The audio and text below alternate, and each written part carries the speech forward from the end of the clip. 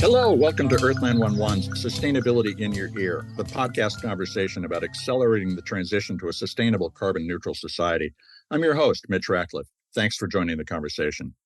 Synthetic textiles are a kind of plague, one that starts with shoppers who buy, wear, and discard clothing at an unprecedented rate, and then too often those clothes end up as waste in the environment. Fast fashion has made the problem worse because it's designed to be worn less than 10 times, according to the International Journal of Consumer Studies. But consumers don't even make full use of fast fashion. Items are worn an average of only 7 times before being discarded. Polyester and nylon, the most familiar synthetic oil-based textiles, are just 2 of hundreds of materials that take centuries to break down in landfills.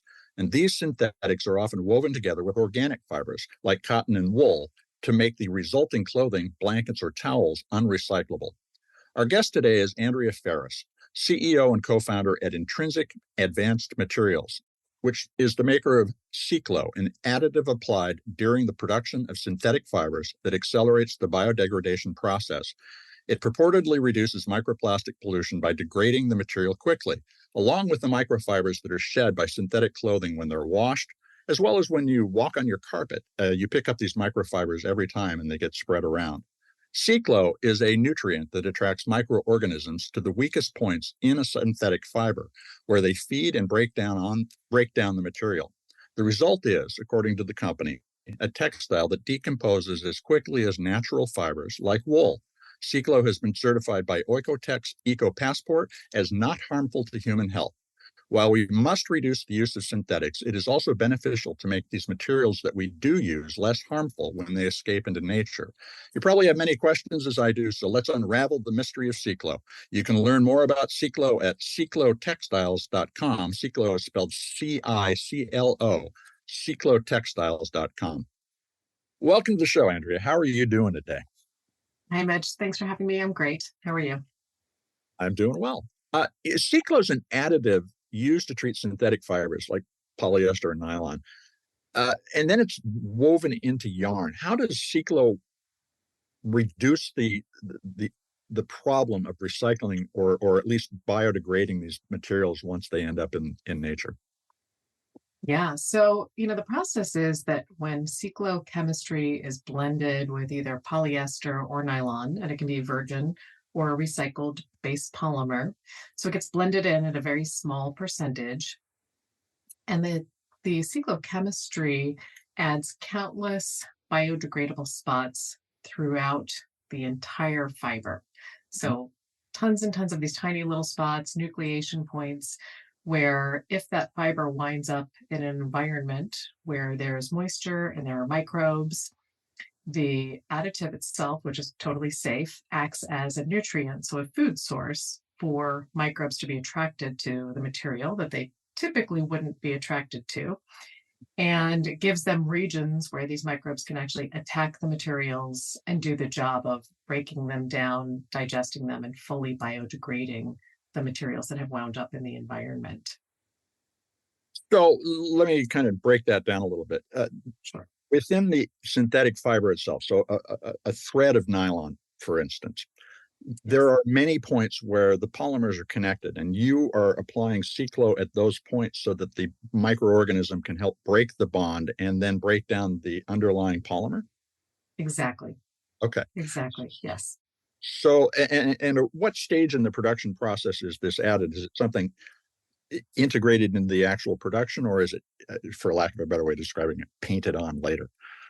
Yes, so it is actually at the very beginning of the fiber making phase. So if you imagine when polyester or nylon, which are plastics, that when the fiber is made and the plastics are melted down to make them into these long fibers that eventually become our textiles, that's where CiCLO is added. So the plastic is melted, the CiCLO is melted with it, it gets homogeneously mixed in this process, and it's distributed throughout the entire length of the fiber. So it's embedded, won't wash off. Right. So it's part of the material itself at Correct. that. Now, this is not the kind of thing that somebody would just say, I'm going to start a biodegradable fiber business. How did the company get started? I know that your background was in clothing. Did that get you thinking about the recyclability or biodegradability of materials?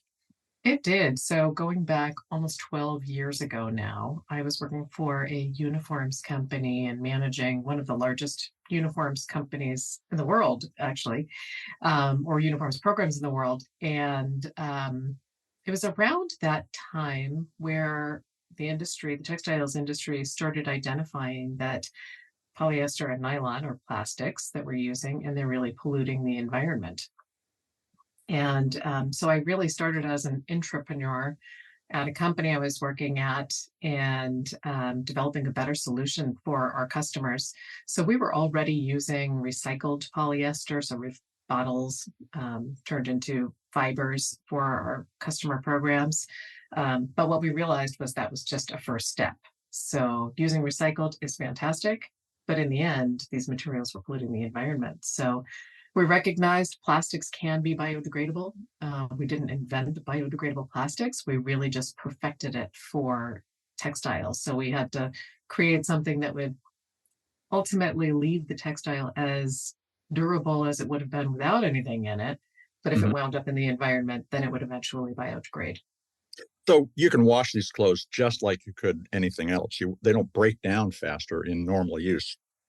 They do not. Correct. They are just as durable if they did not have CiCLO in it. And we've done tons of testing around that to make sure that that's the case. And that's an important part of our strategy because, you know, we didn't design something so that it would be intentionally disposable. That's not the purpose here. We're dealing with the fugitive fibers that are winding up in the environment because our textiles shed. And so, yeah, the clothes, fibers, just as durable without it, but eventually break down in the environment like wool or cotton would. So the microfibers themselves are a real challenge throughout society. They get into wastewater systems, they get into nature, and that's the microplastics we're all concerned about. I've read that after the CiCLO material breaks down, that about 5% of them is left over. What is that? Is it a microplastic or is it something else?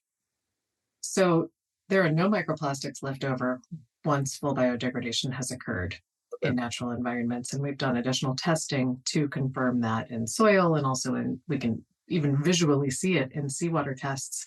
So what you're referring to is that when we're measuring using internationally accepted standards for testing for biodegradation in lab studies in various environments, we're looking at the percentage of biodegradation over a period of time.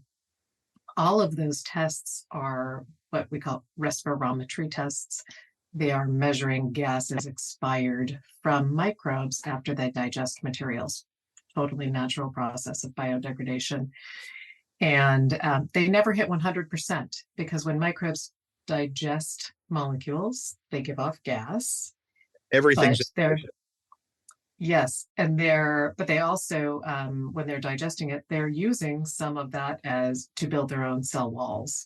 So some of that material. So it's not 100% in, 100% out as gas. There's always a percentage that's going to be used to build their own cell walls, just like we use food to build our own cell walls. And that suggests that the resulting material is organically benign, that it can be in nature without polluting nature. It is. It's what would be considered as biomass.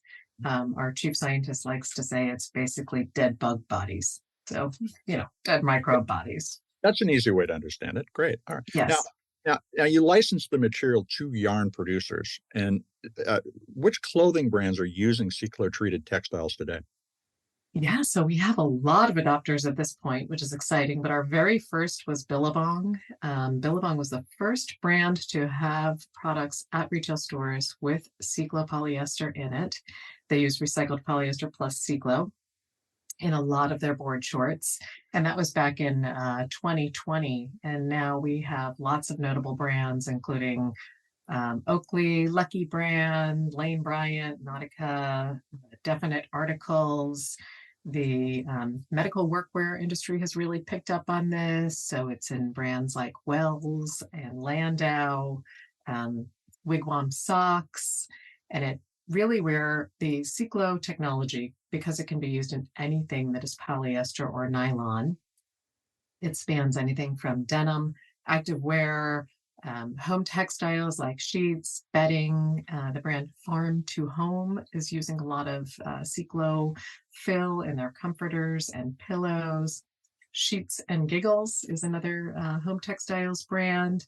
And then there are a lot of applications that aren't necessarily branded apparel. So the flags that were flying at Rockefeller Center last year at some point had CiCLO technology in them. And then also things like the giant banners that hang outside of the New York Stock Exchange have also had CiCLO in them. So there's a wide range of applications for this. And you think anything that's polyester or nylon can shed microplastics and is a good application. Now, you're an inside brand. You're something that makes the resulting product better, kind of like Intel or BASF. How do you educate and reach shoppers in order to make them aware of the fact that this option is available? And can they look at the tag and see whether or not it's made with CiCLO? Yeah, so any brand that is using CiCLO fiber can work with us to sign a trademark licensing agreement, and they can use our standard CiCLO hang tag, put that on the finished product. Our hang tags have a message about the reduction of microplastic pollution in the environment, so the benefit to consumers, quick read, and also that links back to our website. So consumers who really want to understand how are we making that claim can understand the technology, how it's added, and how it's tested. The CiCLO brand is also trademarked all around the world. It's a registered trademark. So not unlike if you have something and it has a lycra in it, we call out CiCLO polyester or CiCLO nylon also on the content labels.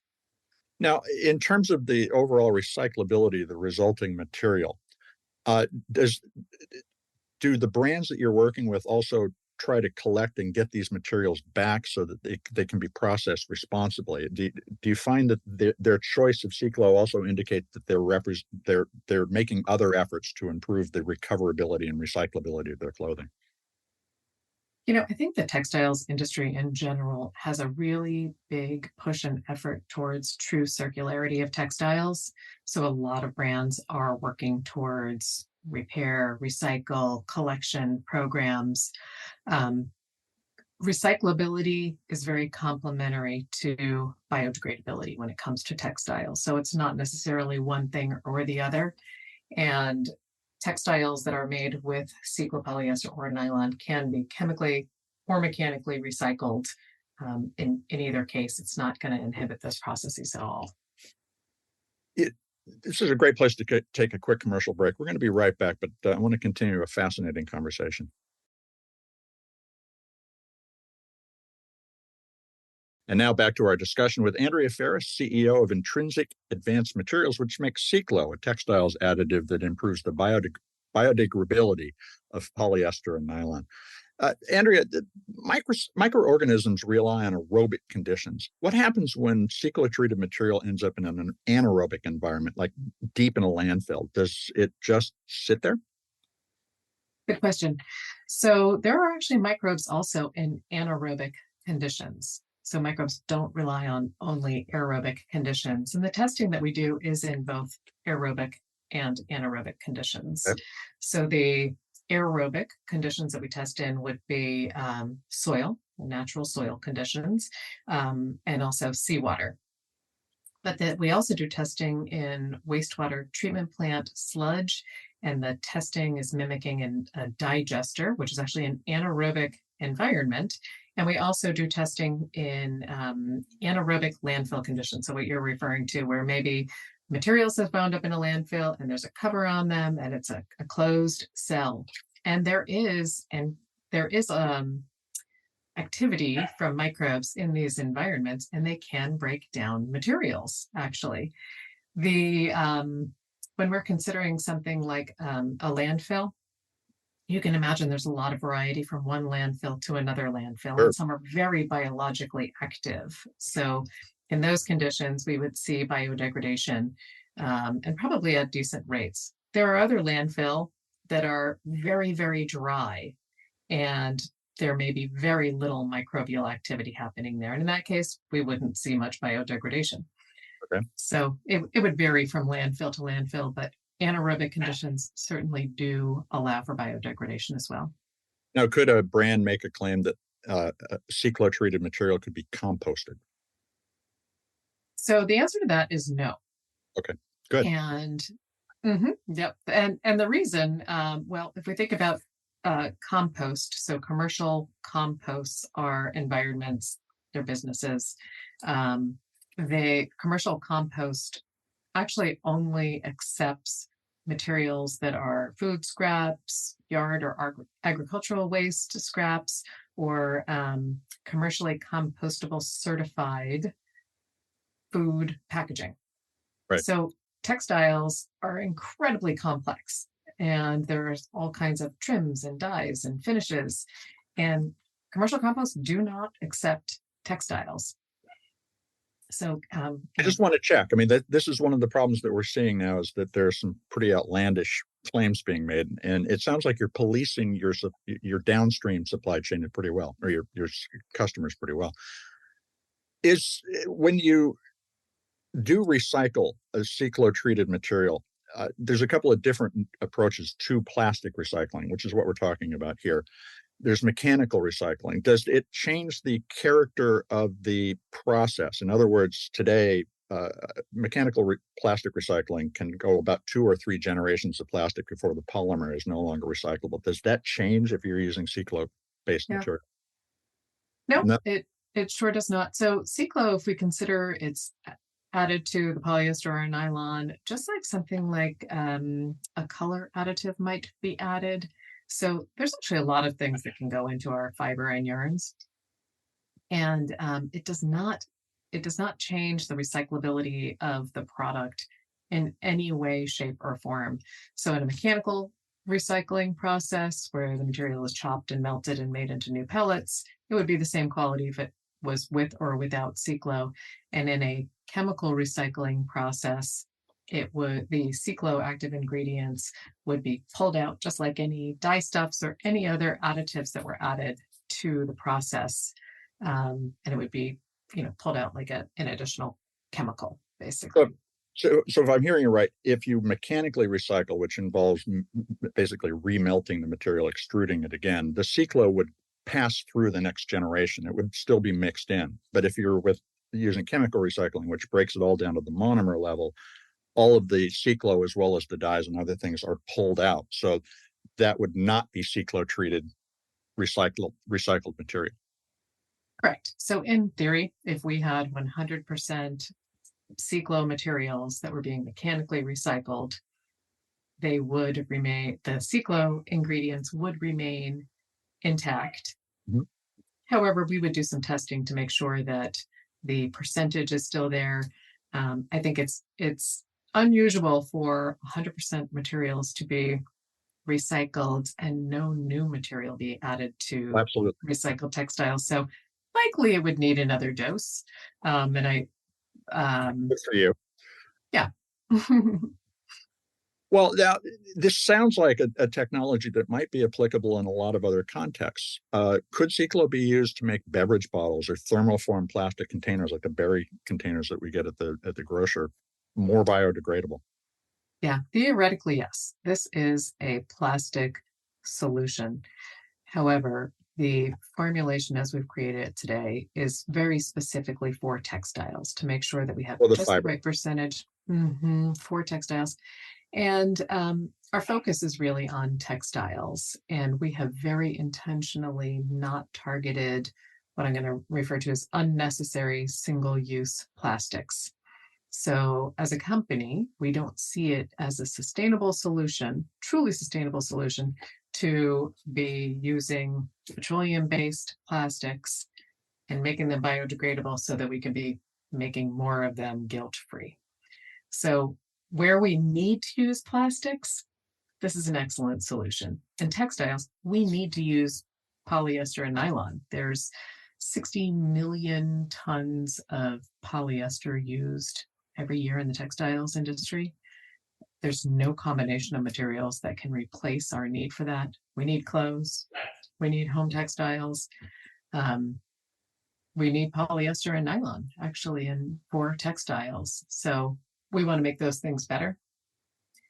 So if we're going to use this material, we have to decide to use it responsibly and process it at full life cycle. And I admire the fact that you're not going to try to enable more single-use plastic, but it is, it's an obvious question. We're looking for a lot of panacea solutions at this point, but we need to keep in mind this is a point solution for a specific problem.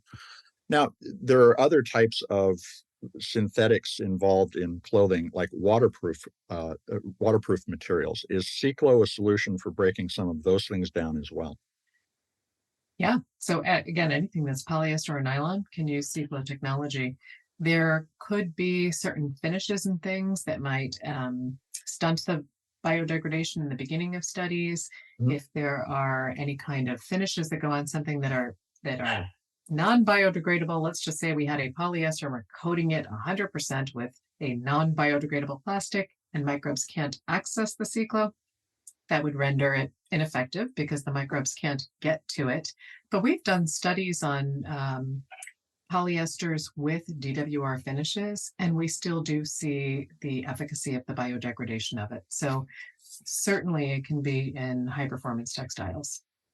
The same level of performance, even though it's waterproof treated? Yes, same level of performance for, say, a polyester treated with, well, there are a lot of chemistries, but we've tested at least two DWR, durable waterproof repellents, on CiCLO materials and still see biodegradation. Now, do you see a rising commitment in the fashion industry to making more durable materials so that we can wear these clothes longer? I mean, fast fashion being designed to be worn 10 times is not a solution for us. Where's the industry headed in terms of thinking about making our clothes last? Yeah, well, I can tell you that we've met with hundreds of brands, and I've never met with a brand who isn't trying to do better than they're doing today. I do think that there is going to be a big push for more durable materials, other materials outside of plastics as well. We see a lot of really cool, interesting things coming up in the way of things like, say, leathers made out of fruits and some things like that. So I think we're going to see a whole new boom over the next decade in the industry of alternative materials, better design, the beginnings of infrastructure for recyclability. I mean, there's all kinds of opportunities here in the textiles industry, and brands and manufacturers are truly working towards bringing them to market. Are there labels or certifications you would suggest our listeners look for when they're shopping in order to find the most sustainable options? Yeah, and I think this is a confusing category for consumers because you see a label on there and you have no idea what that means. But at least if there's a label on there, you say, okay, well, that must be something better than what I would have bought otherwise. And I would suggest consumers look for things with an OEKO-TEX label on it, Blue Sign, Cradle to Cradle. Any of those certifications are, I would say, a stamp of a better product. This is a really intriguing story, and I know people are going to want to learn more. How can they find out more about CiCLO and identify clothing that uses it? Yeah, so clothing that uses CiCLO will have a CiCLO hang tag on it. It's a little round blue hang tag, so they should be on the lookout for that.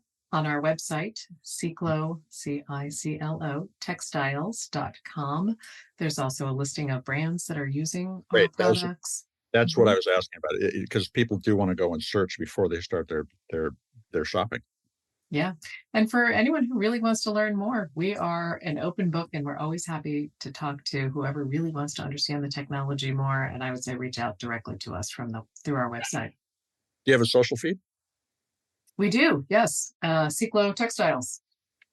Fantastic. Andrea, thanks so much for spending time with us today, telling us about CiCLO. It's been fascinating. Thank you so much for including us.